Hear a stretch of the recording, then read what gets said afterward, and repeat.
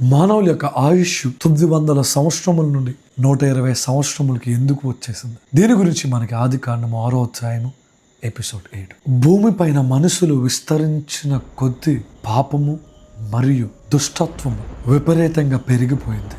అందుకు దేవుడు ఈ భూమి మొత్తం నాశనం చేశాలనుకున్నారు. మానవుల తలంపులు చెడ్డవిగా మారిపోయాయి. అందుకు ఈ భూమి మొత్తం జల ప్రవాహముతో నాశనం చేయాలని అనుకుంటారు. కానీ దేవుని దృష్టికి ఒక వ్యక్తి నీతిమంతుడుగా, యథార్థమంతుడుగా, నిందారహితుడై కనబడతాడు. అతని పేరే నోవాహు. అప్పుడు దేవుడు అతనితో మాట్లాడతాడు. పాపము వలన ఈ భూమి మొత్తం నేను నాశనం చేయాలని అనుకుంటున్నాను. అప్పుడు దేవుడు అతనితో అంటాడు, ఈ భూమి మొత్తం జల ప్రవాహముతో నేను నాశనం చేసేస్తా అని చెప్పి నోవాహుతో ఒక పెద్ద ఓడను నిర్మించమని చెప్తారు. ఆ ఓడ ఎలా నిర్మించాలో కూడా ప్రతీది దేవుడు అతనికి చెప్తారు.